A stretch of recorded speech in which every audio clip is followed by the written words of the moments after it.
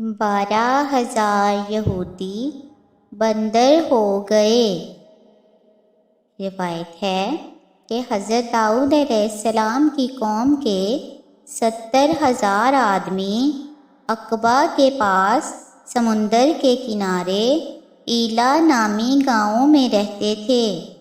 اور یہ لوگ بڑی فراخی اور خوشحالی کی زندگی بسر کرتے تھے۔ اللہ تبارک و تعالی نے ان لوگوں کا اس طرح امتحان لیا کہ سینچر کے دن مچھلی کا شکار ان لوگوں پر حرام فرما دیا اور ہفتہ کے باقی دنوں میں شکار حلال فرما دیا، مگر اس طرح ان لوگوں کو آزمائش میں مبتلا فرما دیا کہ سینچر کے دن بے شمار مچھلیاں آتی تھیں اور دوسرے دنوں میں نہیں آتی تھیں۔ تو شیطان نے ان لوگوں کو یہ حیلہ بتا دیا کہ سمندر سے کچھ نالیاں نکال کر خشکی میں چند حوض بنا لو، اور جب سینچر یعنی ہفتے کے دن ان نالیوں کے ذریعے مچھلیاں حوض میں آ جائیں تو نالیوں کا منہ بند کر دو،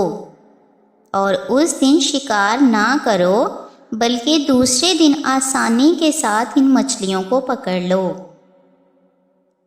ان لوگوں کو یہ شیطانی حیلہ بازی پسند آ گئی، اور ان لوگوں نے یہ نہیں سوچا کہ جب مچھلیاں نالیوں اور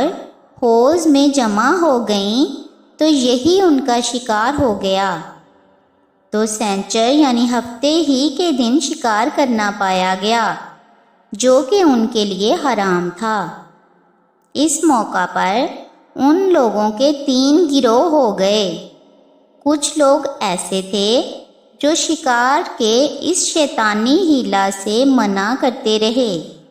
اور ناراض و بیزار ہو کر شکار سے باز رہے، اور کچھ لوگ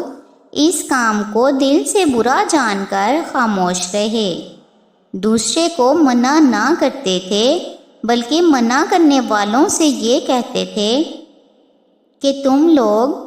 ایسی قوم کو کیوں نصیحت کرتے ہو جنہیں اللہ تبارک و تعالی ہلاک کرنے والا یا سخت سزا دینے والا ہے۔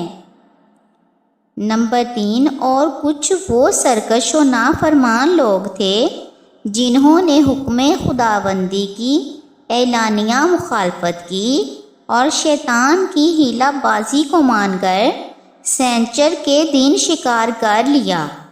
اور ان مچھلیوں کو کھایا اور بچا بھی لیا۔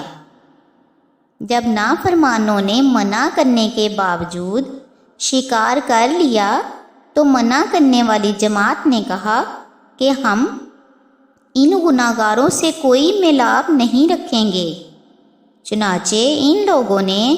گاؤں کو تقسیم کر کے درمیان میں ایک دیوار بنا لی اور آمد و رفت کا ایک الگ دروازہ بھی بنا لیا۔ حضرت داؤد علیہ السلام نے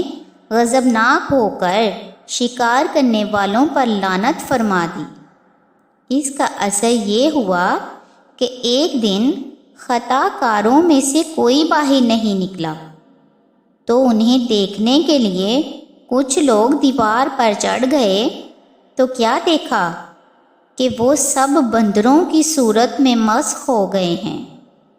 اب لوگ ان مجرموں کا دروازہ کھول کر اندر داخل ہوئے تو وہ بندر اپنے رشتہ داروں کو پہچانتے تھے اور ان کے پاس آ کر ان کے کپڑوں کو سونگھتے تھے اور زار زار روتے تھے، مگر لوگ ان بندر بن جانے والوں کو نہیں پہچانتے تھے۔ ان بندر بن جانے والوں کی تعداد 12,000 تھی۔ یہ سب 3 دن تک زندہ رہے اور اس درمیان میں کچھ بھی کھا پی نہ سکے، بلکہ یوں ہی بھوکے پیاسے سب کے سب ہلاک ہو گئے۔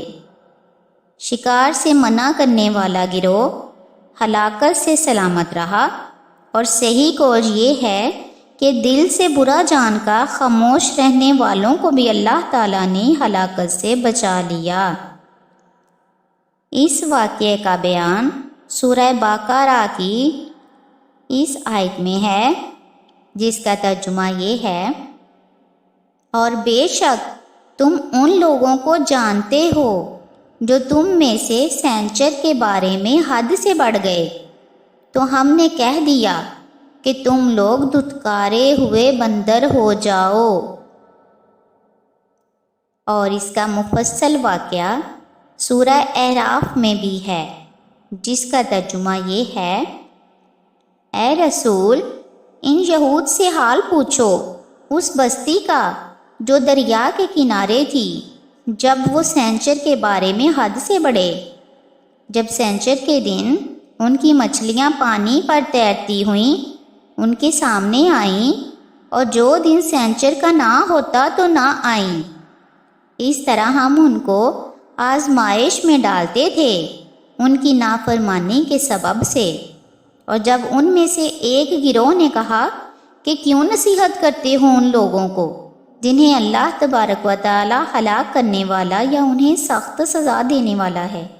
تو وہ لوگ بولے کہ تمہارے رب کے حضور عذر کرنے کے لیے اور اس لیے بھی کہ شاید یہ ڈر جائیں۔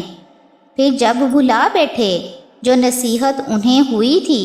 تو ہم نے ان لوگوں کو بچا لیا جو برائی سے منع کرتے تھے، اور ظالموں کو بڑے عذاب میں گرفتار کر لیا۔ ان کی نافرمانیوں کا بدلہ دینے کے لیے پھر جب انہوں نے ممانعت کے حکم سے سرکشی کی، تو ہم نے فرما دیا کہ تم لوگ دھتکارے ہوئے بندر ہو جاؤ۔ اس واقعے سے یہ سبق ملتا ہے کہ شیطانی ہیلہ بازیوں میں پڑ کر اللہ تعالیٰ کے احکام کی نافرمانیوں کا انجام کتنا برا اور کس قدر خطرناک ہوتا ہے،